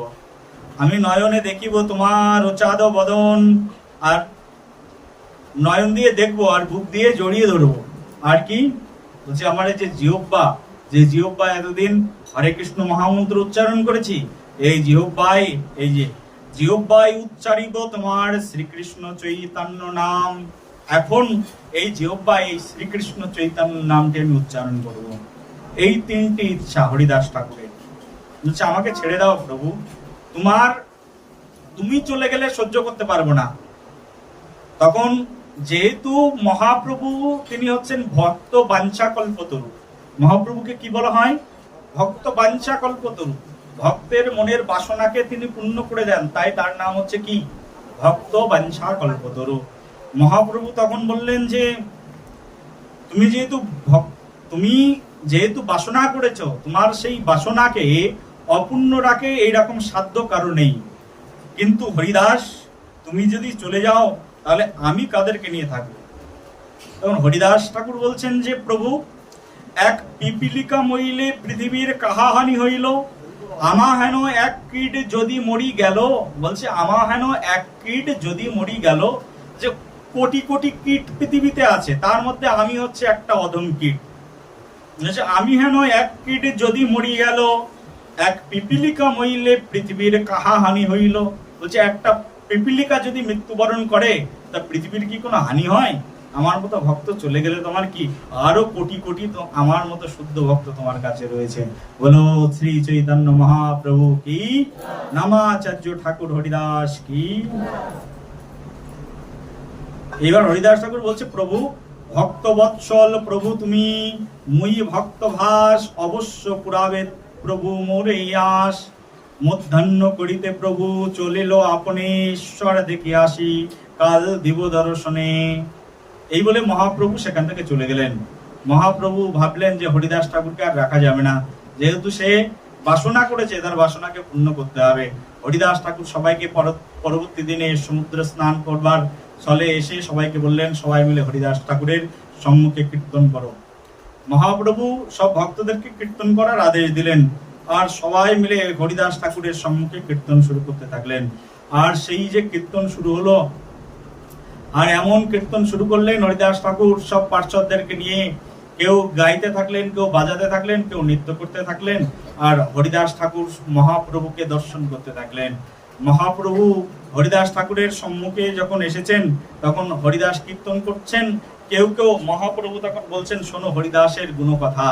হরিদাসের গুণকথা মহাপ্রভু যখন বলছেন, এই যে এখানে বলছেন, হরিদাসের বেড়ি করে নাম সংকীর্তন, স্বরূপ গোসাইয়াদি প্রভুর যত গণ। স্বরূপ গোসাইয়াদি প্রভুর যত গণ, মহাপ্রভুর যত পার্শ্বদরা ছিলেন, সবাই সেই হরিদাস ঠাকুরকে বেড়িয়া সংকীর্তন করতে থাকলেন।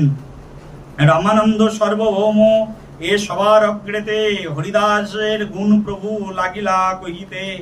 রামানন্দ রায় কত বড় ভক্ত ছিলেন, মহাপ্রভু যার কাছে বসে বসে ভাগবত শ্রবণ করেছেন, সেই রামানন্দ এসেছেন হরিদাস ঠাকুরের নির্যান মহোৎসবে। বুঝতে পেরেছো? রামানন্দ সর্বভৌম, পৃথিবীর সবচেয়ে বড় পণ্ডিত ছিলেন সর্বভৌম, যিনি 20 ধামে তার মতো পণ্ডিত আর কেউ ছিল না। সার্বভৌমের পাণ্ডিত্যের কাছে সব যেন বৃথা ছিল। স্বয়ং মহাপ্রভু সার্বভৌমের কাছে নগণ্য ছিলেন, কিন্তু মহাপ্রভুর প্রেম ভক্তির কাছে সার্বভৌম তার দেহ মন প্রাণ সবকিছু বিসর্জন দিয়ে দিলেন। প্রেম ভক্তি সবকিছুর আগে, পাণ্ডিত্যেরও ঊর্ধ্বে হচ্ছে এই প্রেম ভক্তি। সেই সার্বভৌম পণ্ডিত সামনে, তাদের সামনে মহাপ্রভু হরিদাস ঠাকুরের নির্যান, হরিদাস ঠাকুরের গুণ মহিমা পাঠ করছেন। এই যে মহাপ্রভু এবার বলতে শুরু করেছেন হরিদাস ঠাকুরের গুণকথা এরকম। হরিদাস ঠাকুরকে বলছেন যে, হরিদাস জানো আমার হরিদাস কত বড় ভক্ত, আমার হরিদাস যেদিন 22 বাজারে হরিদাস ঠাকুরকে বলল যে তুমি আজ থেকে হরিনাম কীর্তন করবে না, পাঠান মুসলিম পাঠান পিয়াদাকে পাঠিয়ে দিলেন, এ মুসলিম কুলে জন্মগ্রহণ করে হরে কৃষ্ণ মহামন্ত্র গায়, এর জন্য আমাদের মুসলিম সমাজের বদনাম হয়ে যাচ্ছে, একে 22 বাজারে গিয়ে বেত্রাঘাত করো। হরিদাস ঠাকুরকে সেই 22টা বাজারে নিয়ে বেত্রাঘাত করার জন্য নিয়ে গেলেন। আর সেই যে বেত্রাঘাত শুরু করলো হরিদাস ঠাকুরের গায়ে, এক একটা করে যখন বাড়ি মারছেন হরিদাস ঠাকুর হরিনাম মহামন্ত্র কীর্তন করছেন, আর যতগুলো বাড়ি মারছেন মহাপ্রভু তখন বলছেন, হরিদাস সেদিন যে তোমাকে বেত্রাঘাত করেছিল, সেদিন যে তোমাকে মেরেছিল, তুমি জানো সেই বেত্রাঘাত গুলো কোথায় লেগেছে?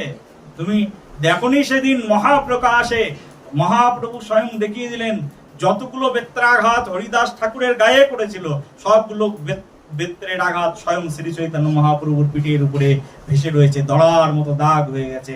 মহাপ্রভু জগজ্জীবকে দেখিয়ে দিলেন ভক্ত অঙ্গে আঘাত করলে সেই আঘাত স্বয়ং প্রভুর গায়ে গিয়ে লাগে। সেই জন্য ভক্ত আমার পিতা, ভগবান বলছেন ভক্ত আমার মাতা, আমার পিতা মাতা ভক্ত, আর আমার গুরু হচ্ছে ভক্ত।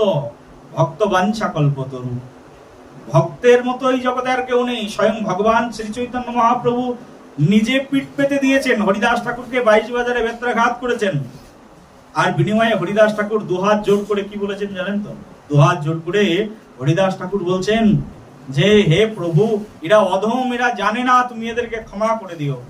না হলে ওই দিনই হরিদাস ঠাকুরের গায়ে, এখানো ভক্তের গায়ে যদি কেউ আঘাত করে, স্বয়ং ভগবান বসে থাকে?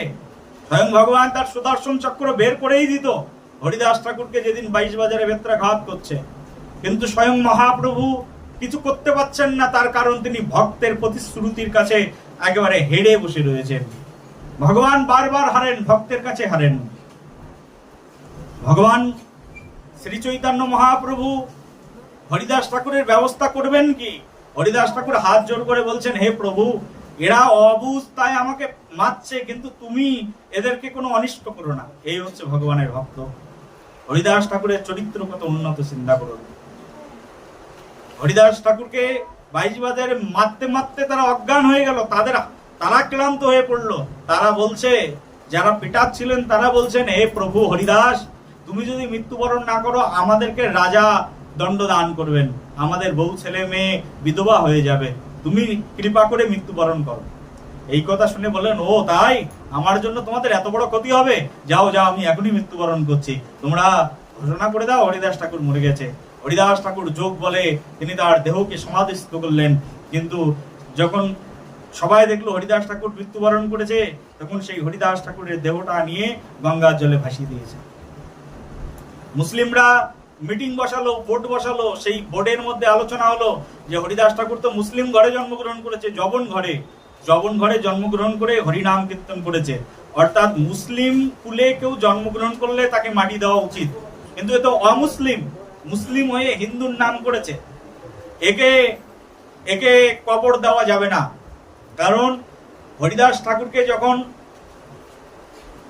সব জবনরা বসে হরিদাস ঠাকুরকে বললেন, এই হরিদাস, তুমি তো মুসলিম, তো তুমি কলেমা পড়ে আবার পুনরায় মুসলিম ধর্ম গ্রহণ করো। হরিদাস ঠাকুর তখন তার উত্তরে বলেছিলেন কি জানো? এ দেহ করি যদি কাটি কর খান খান, তবু বদনে আমি না ছাড়িব হরিনাম। বলছে এ দেহ কেটে যদি খান খান করে দাও, তাও আমি বদনে কোনোদিন হরিনাম ছাড়বো না। কারণ যে প্রভুর নাম একবার গ্রহণ করেছি, এটা ছাড়ার বস্তু নয়। এই জিনিস ছেড়ে দিলে আমার প্রাণ এমনিতেই চলে যাবে, সেজন্য আমি হরিনাম ছাড়বো না। তখন এই মুসলিম সমাজ দণ্ডদান করেছিলেন, হরিদাস ঠাকুরকে কবর দেওয়া যাবে না বলে, তাহলে আগুনে জ্বালিয়ে দিই। বলছে আগুনে জ্বালালে তো ওর উদ্ধার হয়ে যাবে, ও মুসলিম কুলে জন্মগ্রহণ করেছে, ও হিন্দুর হয়ে হরিনাম করেছে, কিন্তু আগুনেও জ্বালানো যাবে না, কারণ ও মুসলিম। তাহলে কি করব? সবাই বললেন ওকে গঙ্গার জলে ভাসিয়ে দাও। মরার পরেও যেন ওর লাশটা টুকরে টুকরে সব খেতে থাকে, মৎস্য, কুমির, হাঙর এসে যেন তার লাশটা খেতে থাকে, ওকে গঙ্গার জলে ভাসিয়ে দাও। গঙ্গার জলে হরিদাস ঠাকুরকে ভাসিয়ে দিলেন। হরিদাস ঠাকুরের সেই লাশের মধ্য থেকে হরিনাম কীর্তন শুনতে থাকলেন সবাই। দেখছেন যে একটা লাশ ভেসে যাচ্ছে, কিন্তু লাশের মুখ দিয়ে কি হচ্ছে? হরে কৃষ্ণ কৃষ্ণ কৃষ্ণ হরে হরে, হরে রাম রাম রাম হরে হরে। লাশের মধ্যে হরিনাম কীর্তন হচ্ছে, হরিদাস ঠাকুরের সেই লাশ ভেসে যাচ্ছে, লাশের মধ্যে হরিনাম কীর্তন হচ্ছে। তখন ভক্তরা হরিদাস ঠাকুরকে তুললেন, তখন তাকে আবার হরিনাম মহামন্ত্র কানের মধ্যে দিয়ে আবার পুনরায় জীবিত করে দিলেন। হরিদাস ঠাকুর এইভাবে তিনি এই নামের মহিমাকে প্রচার করেছেন, কিন্তু কোনোদিন কারোর প্রতি তিনি ক্ষোভ জানাননি। পৃথিবীতে যে যত বড় ভক্ত হয় না, সে তত বড় দুঃখী হয়। হরিদাস ঠাকুরই হচ্ছে তার প্রমাণ। কত লাঞ্ছনার শিকার হয়েছেন, কত তাকে মানুষ নিন্দা করেছে, কত মানুষ তাকে প্রবঞ্চনা করেছে, কত জায়গা থেকে ধিক্কার খেয়েছেন, কিন্তু হরিদাস ঠাকুর হরিনাম কীর্তন কখনো তার বদন থেকে ছাড়েননি। হরিনামই ছিল তার সর্বস্ব। এই কারণে শ্রী চৈতন্য মহাপ্রভু আজকে তার শেষের দিনে স্বয়ং ভগবান তার সামনে, ভগবান শ্রী চৈতন্য মহাপ্রভু হরিদাসের মনোবাঞ্ছাকে পূর্ণ করবার জন্য তার গুণমহিমা কীর্তন করতে করতে মহাপ্রভু তার দুই চরণ একেবারে হরিদাসের বক্ষ মন্দিরে প্রতিস্থাপন করে দিলেন। বললেন, হরিদাস আমার দিকে তাকিয়ে দেখো, আমার বদনের দিকে তাকাও। হরিদাস শ্রী চৈতন্য মহাপ্রভুর বদনের দিকে তাকালেন। হরিদাস মহাপ্রভুর বদনের দিকে তাকিয়ে মহাপ্রভুর বদনামৃত গ্রহণ করছেন। নয়নে নয়ন মেলে আজকে যেন হরিদাস ঠাকুর তার প্রাণের প্রভুকে দর্শন করছে। না, কি অমৃতময় বদন লহরী দর্শন করে যেন হৃদয় মন প্রাণ হরণ হয়ে যায়। শ্রী চৈতন্য মহাপ্রভুর বদনে বদন মেলাতে যেন মন প্রাণ একেবারে আনচান হয়ে গেল। হে প্রভু, আজ কতদিন পরে সেই পদ্মলোচন পলাশ শ্রী হরিকে দর্শন করছেন। হরিদাস ঠাকুর না এইরকম দন্যতার মূর্তি ছিল। হরিদাস ঠাকুরের দন্যতা এমন ছিল, কোনোদিন কখনো কোনোদিনের জন্য হরিদাস ঠাকুর মহাপ্রভুর মুখের দিকে তাকিয়ে কথা বলতেন না, এতটাই দন্যতা ছিল। হরিদাস ঠাকুরকে ডাকতেন, হরিদাস শোনো হরিদাস। হরিদাস ঠাকুরকে মহাপ্রভু আদেশ দিয়েছেন যে শুনো শুনো নিত্যানন্দ, শুনো হরিদাস, সর্বত্র আমার আজ্ঞার করো প্রকাশ, প্রতি ঘরে ঘরে গিয়ে করো এই ভিক্ষা, বলো কৃষ্ণ করো কৃষ্ণ ভজ, বলো কৃষ্ণ ভজ কৃষ্ণ করো কৃষ্ণ শিক্ষা। প্রত্যেক ঘরে ঘরে যাও আর কৃষ্ণ নাম বলো আর কৃষ্ণের নাম ভিক্ষা করো। স্বয়ং এই হরিদাস ঠাকুর মহাপ্রভু ডাকছেন, মহাপ্রভু বলছেন শুনো শুনো নিত্যানন্দ, শুনো হরিদাস। নিত্যানন্দ তো গদগদ হয়ে একেবারে, নিত্যানন্দ কি সন্ন্যাসী, অবধূত সন্ন্যাসী, একেবারে গদগদ হয়ে একদম মহাপ্রভুর সামনে গিয়ে প্রণাম নিবেদন। আর হরিদাস ঠাকুর একেবারে কাঁপতে কাঁপতে সবার পিছনে হাত দুটো জোর করে এইভাবে দাঁড়িয়ে আছে, একদম এইভাবে।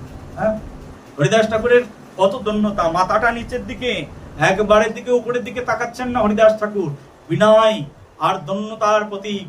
দিনের অধিক দয়া করেন ভগবান, ইহা হেরি কুলীন ধনির বড় অভিমান। বলো রাধে রাধে। ভগবান দিনকে যত দয়া করেন, পতিতকে যত করুণা করেন, এত করুণা কাউকে করেন না। সেই জন্য ভগবানের ভক্ত সব পতিত হন, পতিত হয়ে আসেন। যারা শ্রেষ্ঠ শ্রেষ্ঠ ভক্ত তারা দীন হয়ে থাকেন। হরিদাস ঠাকুর হাত জোর করে দাঁড়িয়ে আছেন। ভগবান এই পৃথিবীর সবচেয়ে শ্রেষ্ঠ সম্পদ হরিনাম সম্পদ। কলিযুগের শ্রেষ্ঠ সম্পদ কি বলো, কি? হরিনাম। এই হরিনাম প্রচার করবার জন্য দুইজনকে চয়েস করেছেন। তার মধ্যে একজন হচ্ছে নিত্যানন্দ প্রভু, আর আরেকজন হচ্ছে হরিদাস।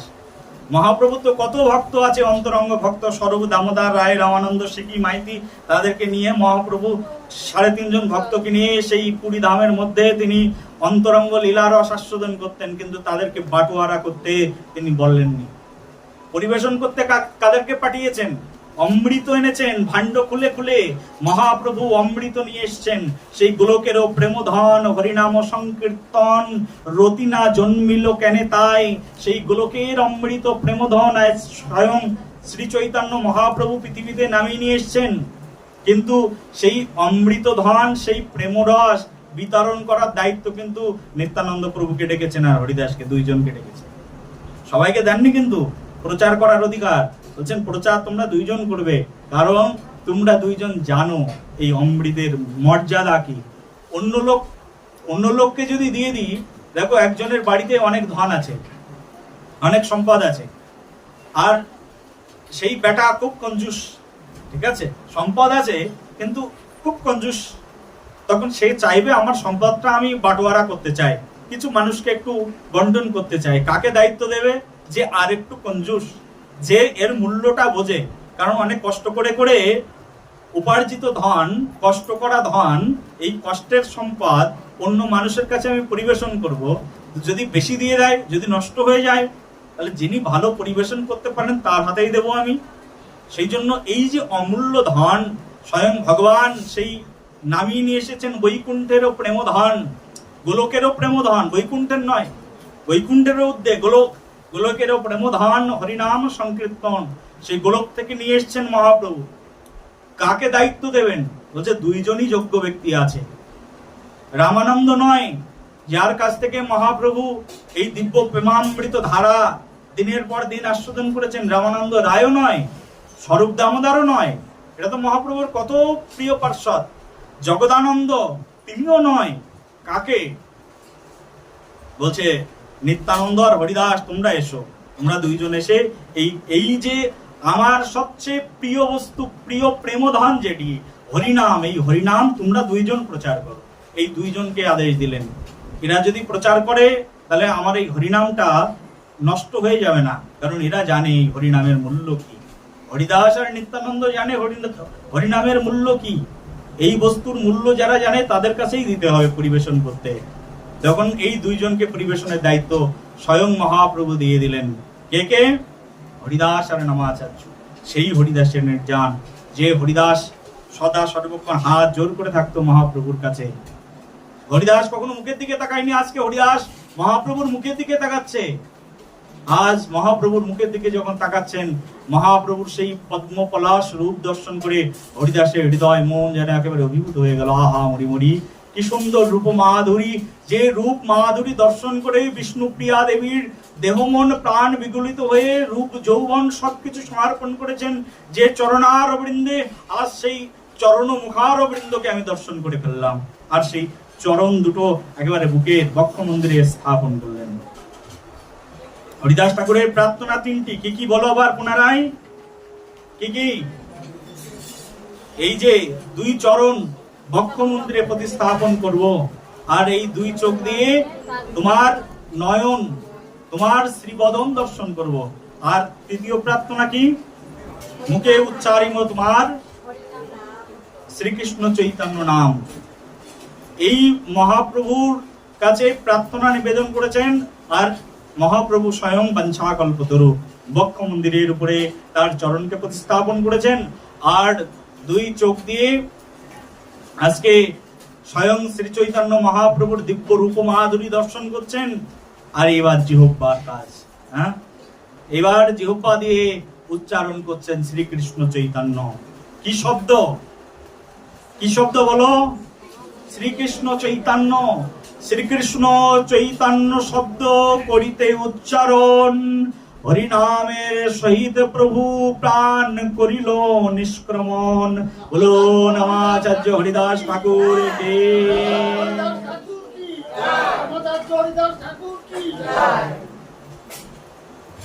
এই শ্রীকৃষ্ণ চৈতন্য শব্দ করিতে উচ্চারণ, নামের সহিত প্রাণ করিল নিষ্ক্রমণ। এই নাম কীর্তন করতে করতে, শ্রীকৃষ্ণ চৈতন্য মহাপ্রভুর নাম কীর্তন করতে করতে হরিদাস ঠাকুর তার প্রাণকে একেবারে উৎপাটিত করে স্বয়ং শ্রী চৈতন্য মহাপ্রভুর মধ্যে তিনি চলে গেলেন। স্বয়ং ভগবত চরণ লাভ করলেন হরিদাস ঠাকুর। এহেন মৃত্যু জগৎজীব কখনো কোনোদিনের জন্য দেখেননি। এই তিরোভাব তিথিতে স্বয়ং শ্রী চৈতন্য মহাপ্রভু সেই হরিদাস ঠাকুরকে কোলের মধ্যে তুলেছেন। বুঝতে পারছো? স্বয়ং ভগবান। হরিদাস ঠাকুর তো বিয়ে করেননি, আজীবন ব্রহ্মচার্য। তার শ্রাদ্ধ কে করবেন? তর্পণ কে করবেন? স্বয়ং ভগবান কোলের মধ্যে তুলেছেন স্বয়ং নামাচার্য ঠাকুর হরিদাস। আর কোলের মধ্যে তুলে স্বয়ং ভগবান তাকে কোলের মধ্যে তুলে নৃত্য করতে করতে সেই পুরীর সমুদ্রে গেলেন। আর পুরীর সমুদ্রে গিয়ে যখন যাচ্ছেন তখন সব ভক্তরা একসঙ্গে কীর্তন করছেন। মহাপ্রভু সব পার্ষদরা কীর্তন করতে করতে হরিদাস ঠাকুরকে নিয়ে গেলেন। কি কীর্তন? বলো, হরে কৃষ্ণ কৃষ্ণ কৃষ্ণ হরে হরে, হরে রাম রাম রাম হরে হরে। এই হরিনাম কীর্তন করতে করতে নিয়ে যাচ্ছেন। হরিদাসের তনু প্রভু কোলে উঠাইয়া অঙ্গনে নাচেন প্রভু প্রেমাবিষ্ট হইয়া। এমন করে হরিদাসের তনু, তার মানে তার সেই দিব্য সাধন দেহ যখন মহাপ্রভু কোলের মধ্যে তুলেছেন, প্রেমাবিষ্ট হয়ে নাচছেন। নাচতে নাচতে মহাপ্রভু সেই হরিদাসের তনু কোলে তুলে নাচতে নাচতে মহাপ্রভু সেই বালুকা সমাধি দেওয়ার জন্য পুরীর সমুদ্রে গেছেন। পুরীর সমুদ্রে স্বয়ং মহাপ্রভু নিজে হাতে চন্দন মাখিয়ে হরিদাস ঠাকুরকে স্নান করিয়েছেন। স্নান করিয়ে মহাপ্রভু বললেন, পৃথিবীতে সব জায়গায় সমুদ্র আছে, কিন্তু সব জায়গায় মহাতীর্থ নেই। আজ থেকে আমি তোমাদেরকে বলে দিচ্ছি, গৌড়ীয় ভক্তদেরকে বলে দিলেন, শোনো, যে সমুদ্র হরিদাস ঠাকুরের মতো মহান সন্ত মহান আচার্যকে স্নান করায়, সেই সমুদ্র আর সাধারণ সমুদ্র থাকে না। আজ থেকে এই পুরীর সমুদ্র মহাতীর্থ হইল। এই মহাপ্রভু সেদিন সেখানে সকলকে সেখানে একেবারে বলে দিলেন যে আজ থেকে এই পুরীর সমুদ্র আর সাধারণ সমুদ্র থাকলো না, আজ থেকে এই পুরীর সমুদ্র মহাতীর্থ হয়ে গেল। সেই জন্য পুরীর সমুদ্রে স্বয়ং হরিদাস ঠাকুরের দেহ বিধৌত করেছে। সেই জন্য পুরী তীর্থকে মহাতীর্থ বলা হয় এই কারণে, পুরীর সমুদ্রকে মহাতীর্থ স্নান ক্ষেত্র বলা হয় এই কারণে, কারণ হরিদাস ঠাকুরের দেহকে এই পুরীর সমুদ্রে স্নান করিয়েছিলেন। হরিদাস ঠাকুরের দেহ বিধৌত করবার জন্য পুরীর সমুদ্র মহিয়ান হয়েছে। দীঘাতে স্নান করবে, কিন্তু পুণ্যফল অর্জন করতে পারবে না, ওই প্রেম অর্জন করতে পারবে না, আস্বাদন করতে পারবে না। পুরীতে যাও আর পুরীর সমুদ্রে স্নান করো, ওখানে মহাপ্রভুর প্রেম সম্পদ ভেসে রয়েছে। একবার যদি কেউ পুরী ধামে গিয়ে পুরীর সমুদ্রে স্নান করে, সে দিব্য প্রেম লাভ করে বাড়িতে চলে আসে। বলো রাধে রাধে। যখন মহাপ্রভু পদ্মা নদীর পাশ দিয়ে যাচ্ছেন, তখন ওই খেতুরি ধামে, রাজশাহীর খেতুরি ধামে নরোত্তম দাস ঠাকুরের জন্য প্রেম রেখে গেলেন যে কিছুদিন পরে একজন আচার্য আসবেন, নাম হচ্ছে নরোত্তম, নরোত্তমের জন্য আমি প্রেম এই পদ্মা নদীর জলে রেখে গেলাম। তেমনি ভাবে মহাপ্রভু হরিদাস ঠাকুরকে স্নান করিয়েছেন। সেখান থেকে এই পুরীর সমুদ্র প্রেমপূর্ণ ধামে পরিণত হয়েছে। যদিও কোনো রাধানুগত্যের ভক্ত কিন্তু পুরী ধামে যান না, যারা পরম সিদ্ধ মহাত্মা ব্রজের রাগানুগা ভজনের মধ্যে রয়েছেন, পুরী ধামে যান না, কিন্তু স্বয়ং শ্রী চৈতন্য মহাপ্রভু হরিদাস ঠাকুরের দেহকে স্নান করিয়ে সেই তীর্থকে এমন তীর্থে পরিণত করেছেন যে বৈষ্ণবগণ পুরীর সমুদ্রে স্নান করবার জন্য যান। কারণ পুরীর সমুদ্রের মতো মহা তীর্থ আর এই পৃথিবীতে নেই, কারণ ওখানেই মহাপ্রভু হরিদাস ঠাকুরের নাম প্রেম মহাপ্রভু এই পুরীর সমুদ্রের জলের মধ্যে ভাসিয়ে রেখে গেছেন। বলো রাধে রাধে। সেজন্য পুরীর সেই সমুদ্রে স্বয়ং হরিদাস ঠাকুরকে স্নান করিয়ে মহাপ্রভু বালুকা দান করেছেন, সেখানে সমাধিস্থ করেছেন। আর এই যে একটু আগে আমরা কীর্তন করলাম, একটু আগে আমরা বললাম না, সেই বালুকায় সেখানে যারা যারা গেছেন, বালুকাতে যারা যারা হরিদাস ঠাকুরের সেই সমাধিতে বালু প্রদান করেছেন, তারাও মহাভাগ্যবান হয়েছে। মহাপ্রভু এইবার সব ভক্তদেরকে কে শ্রাদ্ধ করবেন, কে সৎকার করবেন, মহাপ্রভু বালুকা প্রদান করে এখন সব ভক্তদেরকে বললেন, আমি নিজে ভিক্ষা করব, তোমরা ভিক্ষার পাশরা সাজিয়ে নিয়ে এসো। মহাপ্রভু নিজে হাতে স্বয়ং ভগবান ভিক্ষা করে সবার কাছে কাছে গিয়ে গিয়ে হরিদাস ঠাকুরের জন্য বললেন, আমার হরিদাস আজকে পৃথিবী ছেড়ে চলে গেছে, হরিদাসের নির্জন মহোৎসব, তোমরা আমাকে কিছু ভিক্ষা দাও। স্বয়ং ভগবান নিজে ব্রহ্মাণ্ডপতি, লক্ষ্মীপতি, শত সহস্র লক্ষ্মী দেবী যার সেবার জন্য সদা সর্বক্ষণের জন্য হাত জোর করে বসে থাকেন, সেই লক্ষ্মীপতি বলছেন আমাকে ভিক্ষা দাও। হরিদাস ঠাকুরের নির্জন তিথি, স্বয়ং ভগবান ভিক্ষা করে হরিদাস ঠাকুরের সেই নির্জন তিথি পালন করেছিলেন। আর সেই নির্জন তিথি আমরা আজকে এই বারাসাতে এখানে পালন করছি।